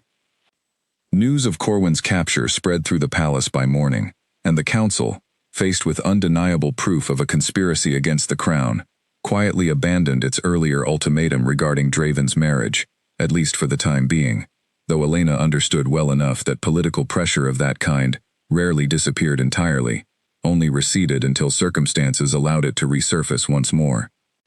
It was 3 days later, once she had regained enough strength to move freely again, that she overheard a conversation she was never meant to hear, passing by the council chamber, where Lord Edmund's voice carried more clearly than he likely intended. "The immediate threat has passed, Your Majesty, but the underlying concern remains," Edmund was saying. "A king without an heir, regardless of how the recent conspiracy resolves, still invites uncertainty this kingdom cannot indefinitely sustain. I do not ask you to abandon the healer's company, only to consider, in time, a match that secures this crown's future beyond any doubt." Elena did not wait to hear Draven's response. She turned and walked quickly back toward the infirmary, her chest tight with an old, familiar ache, the certainty that no matter how deeply she had come to care for him, no matter how thoroughly he had come to care for her in return. The weight of a crown would always, eventually, demand a sacrifice neither of them could fully control. That night, she packed the same small bag she had carried into the capital weeks earlier, gathering her herbs, her instruments, the folded cloth she still kept hidden from prying eyes. She left no note. She told herself a clean departure would spare them both the pain of a drawn-out farewell, that leaving quietly was the same kindness she had always shown the people she cared about most, disappearing before her presence could cost them anything further. She slipped out of the palace before dawn, the same way she had once slipped away from every place she had ever called home, and by the time Draven discovered her chamber empty, the small bag of her belongings gone along with her, Elena Voss was already well beyond the capital's walls, riding hard toward the only place she had ever truly considered safe enough to call her own. Bettina found the empty chamber first, the bed neatly made, the small collection of herbs Elena kept on the windowsill left behind, untouched, as though she had wanted to leave some trace of herself behind, even while ensuring she carried nothing that might slow her escape. The old healer stood in the doorway a long moment, feeling a sadness she had not expected to feel so sharply for someone she had known only a short handful of weeks. She sent word to Draven immediately, and within minutes the king arrived, his expression cycling rapidly from confusion to disbelief, to something far more devastating as the truth of the empty room settled over him. She would not simply leave, he said, though the words carried little conviction even as he spoke them. Not after everything, not without a word. She left the same way she survived Ashcombe, Bettina said gently, alone, and convinced that leaving was a kindness rather than an abandonment. I do not believe she meant to hurt you, Your Majesty. I believe she meant to spare you a burden she has convinced herself you should not have to carry. That is not her decision to make, Draven said, anger and heartbreak warring openly across his face, for the first time since Elena had arrived in his life. I have spent 10 years letting other people decide what burdens I am permitted to carry. I will not lose the one person who taught me I am allowed to choose for myself. He called for Alric immediately, demanding to know which direction the stable records showed a horse missing, demanding every available rider be prepared to search the roads leading away from the capital. But even as his commander moved to obey, Draven found himself pausing, considering the matter with a clarity that cut through his initial panic. No, he said finally. Send no soldiers. This is not a matter for the crown's guard. Your Majesty? If I send an army of riders after her, she will see only a king reclaiming property he believes belongs to him, Draven said. I will not chase her that way. If I go after her at all, I go alone, as a man, not as a king demanding his healer's return. Alric studied him for a long moment, clearly weighing the risks of allowing his sovereign to ride out unguarded so soon after an assassination attempt against the crown. The conspiracy is not fully resolved, Your Majesty. Lady Priscilla remains at large. It is not safe for you to ride without escort. Then have your riders trail at a distance, far enough that she does not see them, close enough that you can act if genuine danger arises, Draven said. But I will be the one to find her, Alric. Not soldiers sent to retrieve a fugitive. Meanwhile, further from the capital than any of them yet realized, word had reached Lady Priscilla, in the small border town, where she had taken refuge among distant relations, unaware of her true reasons for seeking shelter so suddenly. She read the report of Corwin's capture with mounting fury, understanding immediately that her carefully constructed plans had collapsed entirely, and that whatever future she had once imagined for herself now depended on choices growing more desperate by the hour. She did not yet know that the same road Elena traveled that night would, within days, cross paths with her own increasingly reckless attempt to salvage something from the ruins of her ambition. Nor did she know that the reckoning awaiting her there would prove far swifter, and far more final, than anything the Council's slow justice might have delivered. Elena had ridden through most of the night before finally allowing herself to stop, her horse exhausted, her own body aching from a shoulder wound that had not yet fully healed. The settlement rose ahead of her in the pale moonlight, familiar and unchanged, the same small cottage where she had once believed she could build a life untouched by anyone else's expectations. She dismounted slowly outside the cottage, taking a moment to simply breathe in the quiet of a place that had once felt like the only safety she deserved. She had told herself, throughout the long ride, that returning here was the right decision, the only decision that protected Draven from a choice no king should have to make between his crown and his heart. But standing now in the same yard where soldiers had first come for her weeks ago, she found the certainty she had clung to during her escape beginning to waver, replaced by a hollow ache she recognized all too well. She thought of Draven's hands against her ribs the night she treated his fall from his horse, of his voice admitting guilt over his father's death, of tears he had never shed, even as she confessed her own long-buried grief to him in a quiet garden. She thought of the way he had carried her himself to the infirmary after the assassin's arrow struck her shoulder, refusing to leave her side through fever and recovery both. She had run from danger once before, the night her pack burned, and she had spent 3 years believing that running had been the only way to survive. Now, standing alone in the dark outside a cottage that no longer felt entirely like home, she wondered whether this time, running had cost her something she was not prepared to lose. The knife pressed against Elena's throat, before she had even finished dismounting, a voice hissing close to her ear, sharp with desperation rather than confidence. "You have cost me everything," Priscilla said, her composure entirely gone now, replaced by something wild and unpredictable that frightened Elena more than any calculated cruelty could have. "The throne. My family's standing. Corwin's arrest has ruined every plan I spent years building, and I will not let you walk away from the ruin you have caused." "I caused nothing," Elena said carefully, her pulse hammering despite her efforts to remain calm. "You chose this path long before I ever arrived at that palace." "Silence," Priscilla snapped, the blade pressing harder against her skin. They stood at the edge of the very settlement where Elena had once lived in quiet exile, the small cottage visible just beyond the tree line, moonlight casting long shadows across the dirt road that had first brought soldiers, chains, and an entire changed life into her world. It was the sound of hooves approaching fast that made Priscilla's grip falter, just slightly, her attention split between her captive and the rider closing in through the darkness. Elena recognized the shape of him before she could make out his face clearly, the particular way he sat a horse, the urgency in his posture, that spoke of a man who had ridden through the night without rest. Draven. He dismounted before his horse had fully stopped, sword already drawn, his expression harder than Elena had ever seen it, harder even than the cold mask he wore for his enemies in council. "Release her," he said, his voice carrying an authority that needed no crown to enforce it. "Or what?" Priscilla said, though her voice wavered now, the desperation of a woman who understood, finally, that every path forward had closed around her. "You will strike me down yourself, your majesty? Add another death to a night already full of ruined ambitions?" "I will do whatever is necessary," Draven said, taking a slow step closer, "to ensure she walks away from this unharmed. Whatever grievance you carry, Priscilla, it does not have to end in more bloodshed tonight." "It already has," Priscilla said, something breaking in her voice. "Corwin is imprisoned. My family's name is disgraced beyond recovery. There is nothing left for me to salvage, no future left worth protecting. Then let this be the one decision in your fall that you make with mercy instead of desperation," Draven said, his voice softening slightly, though his eyes never left the blade at Elena's throat. "Release her, and face whatever justice awaits you with whatever dignity remains. Harm her, and you ensure there will be none left for you at all." For a long, agonizing moment, no one moved, the only sound the wind moving through the trees, and Elena's own careful, measured breathing, as she waited to see which way the balance would tip.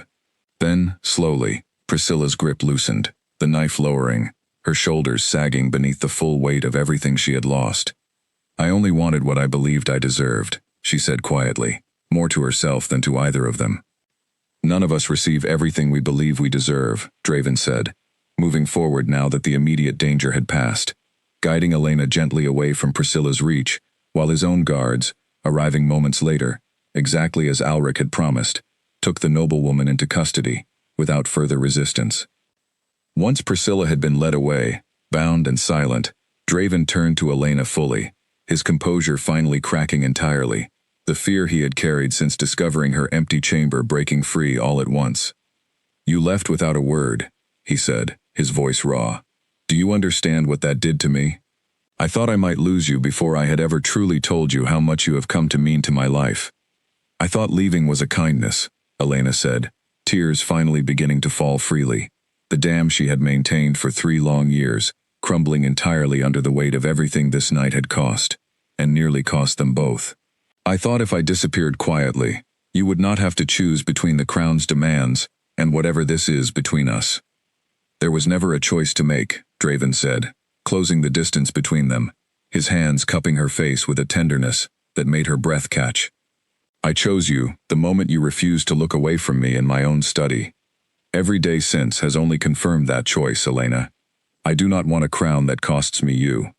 I would rather rule alone, if ruling means losing you, than sit any throne, surrounded by everything, except the one thing that has taught me how to feel alive again.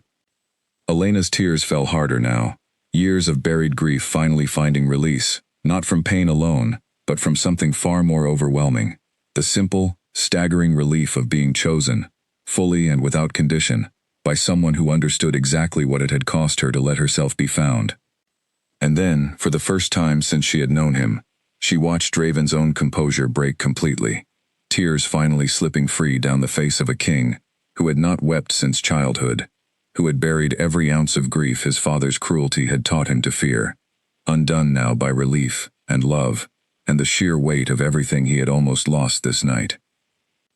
I have not cried since I was a child, he admitted, his voice breaking around the words. My father taught me tears were weakness. I believed him for 10 years. They are not weakness, Elena said, reaching up to wipe his tears even as her own continued to fall. Two broken people finally allowing themselves, together, to feel everything they had spent years convincing themselves they could not afford to feel. They are proof that something in us survived long enough to still be capable of feeling this deeply at all. They stood together beneath the same moonlight that had once lit Elena's escape from this very settlement weeks earlier, both of them weeping openly now, unguarded and unashamed.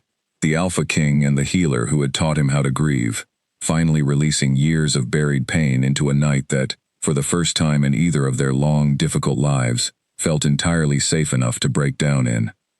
When the tears finally slowed, Draven guided her gently toward the small cottage she had once called home, and together they sat on the worn wooden step outside its door, the same step where she had once stood chained and resigned, waiting to see what fate the capital held for her. Alric's riders kept a respectful distance, tending to the horses and securing Priscilla for the journey back, granting the two of them a rare, quiet moment that belonged to no one but themselves. What happens now? Elena asked eventually, her voice hoarse from crying, though lighter somehow than she could remember it being in years. Priscilla will face the council's justice. Corwin as well. But what of us, Draven? The concerns your council raised were never only about conspiracy. They were about succession, about alliances this kingdom depends on. I still cannot offer you those things. You have offered me something no alliance ever could, Draven said, taking her hand in his thumb tracing gentle circles against her palm. You have offered me the chance to rule as a whole person, instead of a hollowed-out symbol of my father's cruelty. I will not trade that for an alliance built on convenience rather than truth. The council will not simply accept that answer. Then I will give them a different one, Draven said, a faint, tired smile touching his lips. I am the king. It is time I remembered that a crown grants me the authority to decide my own heart's future, rather than surrendering that authority to men who have never once had to bury the people they loved, the way both of us have. Elena studied him in the moonlight, this man who had ridden through the night alone to find her, who had wept openly, for the first time in a decade, who now sat beside her, promising a future neither of them had believed themselves capable of claiming only weeks earlier. If we do this, she said quietly, it will not be simple. The court will resist. There will be more Priscillas, more Corwins, more people who believe a commoner healer has no place beside a king. Then we will face them together, Draven said, the same way we have faced everything since the night I brought you to my capital in chains. I am no longer interested in a life ruled by fear of what others might think. I have spent enough years hiding behind that fear already. They remained there a while longer, the settlement quiet around them, the same road that had once carried Elena away from everything she knew now offering, instead, the promise of a life she had never allowed herself to imagine wanting. When Alric finally approached to announce that the horses were ready for the return journey, neither of them moved with any particular urgency, both content, for just a little longer, to sit together in the fragile, healing quiet of a night that had asked everything of them, and, in return, had finally given something back worth keeping. The council chamber had never felt so silent as it did the morning Draven stood before the full assembly, Elena beside him, both of them freshly returned from the border settlement, still weary from the events of the previous night, but resolved in a way that left no room for doubt. Lord Corwin will face trial for treason and conspiracy against the crown, Draven announced, his voice carrying easily through the chamber. Lady Priscilla will face the same, for her role in orchestrating threats against Elena Voss and the assassination attempt on my own life. Justice will be swift, and it will be complete. Murmurs rippled through the assembled nobles, though none dared voice open objection, given the undeniable evidence Alric had gathered, the confessions already extracted from both conspirators during the long ride back to the capital. There is a second matter, Draven continued, one this council has pressed upon me since the day Elena Voss first arrived in my infirmary, the question of my marriage, and the succession this kingdom depends upon. The chamber fell utterly silent now, every eye fixed on the king, waiting to hear which direction he intended to take, whether the recent conspiracy had frightened him back toward tradition, or forward into something this court had never before been asked to accept. I have decided, Draven said, reaching for Elena's hand and holding it before the entire assembly without hesitation, to marry Elena Voss, healer of this palace, survivor of the Ashcombe massacre, and the only person who has ever taught me that a king can rule with his whole heart, rather than a fraction of it. Buried beneath fear, my father spent years instilling in me. The silence stretched, heavy and uncertain, until Lord Edmund, eldest and most respected of the council, rose slowly from his seat. Every eye turned toward him, waiting to see which way his considerable influence might tip the room's response. Your Majesty, Edmund said carefully, this council has long insisted upon a match that secures alliance and stability for this kingdom's future. I confess, I entered this session prepared to argue against such a decision most strenuously. He paused, studying Elena with an expression that had shifted considerably since their first uneasy meeting weeks earlier. But I have watched this healer place herself between an assassin's arrow and her king without hesitation. I have watched her survive a conspiracy against her own life with more composure than most trained soldiers could muster. Perhaps stability, Your Majesty, is not always found in the alliances we assume it requires. Perhaps sometimes it is found in the people willing to bleed for a crown they never asked to wear. The chamber remained quiet a moment longer, and then, slowly, one noble after another, rose in cautious agreement, the weight of the council's long resistance finally beginning to shift beneath the undeniable truth of everything Elena had proven in the weeks since her arrival. In the weeks following the council session, the trials of Lord Corwin and Lady Priscilla proceeded exactly as Draven had promised, swift and thorough, leaving no doubt in the court's mind about the consequences of conspiring against the crown. Corwin, stripped of his title and lands, was exiled to a distant northern outpost, where he would live out his remaining years, far from any position of influence. Priscilla, whose desperation had driven her to the border settlement with a blade against Elena's throat, faced a harsher sentence still, confined to a remote convent where she would spend the rest of her days reflecting on ambitions that had cost her everything she once believed she deserved. Elena found no satisfaction in either sentence, only a quiet relief that the danger hanging over her and Draven both had finally, fully lifted. She visited the infirmary often in those weeks, working alongside Bettina as she always had, though the guards now stationed at her door no longer felt like a cage, but simply a precaution, born from a king's love rather than a court's suspicion. Word of the coming wedding spread through the kingdom quickly, and Elena worried, in quieter moments, whether the common people would accept a queen who had arrived among them in chains only months earlier, a healer with no noble blood and a past marked by tragedy rather than privilege. Draven noticed her worry one evening as they walked together through the palace gardens, the same gardens where she had once received the threatening letter that had nearly driven her away entirely. You are troubled, he said, taking her hand as they walked. I am wondering what the soldiers I once treated will think, watching their commander's healer crowned as their queen, she admitted. Whether the farmers and merchants beyond these walls will see anything more than a commoner, elevated far beyond her station. They will see a woman who bled for their king, Draven said simply. They will see someone who understands their suffering, because she has lived through worse than most of them will ever face. I do not believe you have anything to fear from the people of this kingdom, Elena. Their trust, I suspect, you have already earned far more thoroughly than any noble birth could have provided. His words proved true in the weeks that followed, As reports reached the palace of villages and border towns celebrating the news, soldiers who had once lain wounded beneath Elena's steady hands, speaking freely of the healer who had saved their lives long before anyone knew she would one day wear a crown.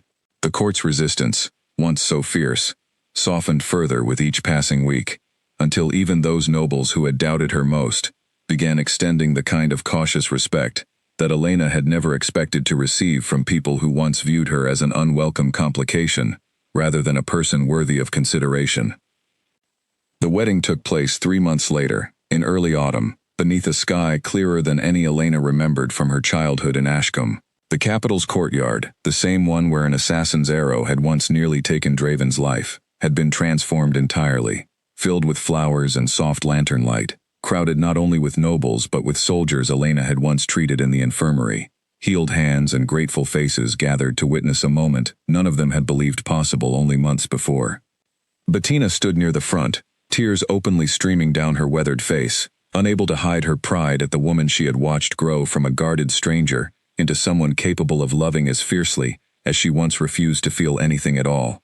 Alric stood at Draven's side throughout the ceremony, his usual composed expression softened by genuine happiness for a king he had served faithfully through the coldest years of his reign. When Draven finally lifted Elena's veil, his own eyes glistened with tears. He no longer felt any need to hide, and Elena, watching him weep openly before his entire kingdom, felt her own tears finally fall freely as well. 3 years of buried grief transformed at last into something closer to joy than she had ever believed herself capable of feeling again. "I once believed tears were weakness," Draven said quietly, his voice carrying just far enough for those closest to hear. "I have learned, because of you, that they are proof of everything worth surviving for." "And I once believed feeling nothing was safety," Elena replied, her own voice thick with emotion. "You have taught me that safety was never the absence of feeling. It was simply finding someone worth feeling everything with." They were crowned together within the same hour, Elena Voss becoming queen, not through political convenience or noble bloodline, but through a love that had grown from shared grief into shared strength, a partnership neither of them had believed themselves worthy of claiming when they first met beneath the cold weight of a chained healer's fate and a king's untouchable reputation. In the years that followed, the kingdom under their joint rule grew known, not for the coldness that had defined Draven's father's reign, nor for the isolation Elena had once believed necessary for her own survival, but for a particular kind of strength neither of them had understood before finding each other. A strength built not on the suppression of feeling, but on the courage required to feel everything fully and survive it together. Bettina remained head of the royal infirmary until her final years, training healers who would carry forward the lessons both she and Elena had taught. That skill without compassion healed bodies while leaving hearts untouched, and that true strength required both hands steady enough to mend a wound and a heart open enough to sit with someone through their pain until healing became possible. And on quiet evenings, long after the conspiracies and council sessions and border skirmishes had faded into the ordinary rhythm of a kingdom finally at peace, Elena and Draven could often be found in the same training yard where they had first spoken honestly to one another. No crowns between them, no walls left standing. Simply two people who had once forgotten how to feel anything at all, now fully and unashamedly alive in each other's company. Proof that even the deepest grief could, given enough patience and enough courage, finally learn how to heal.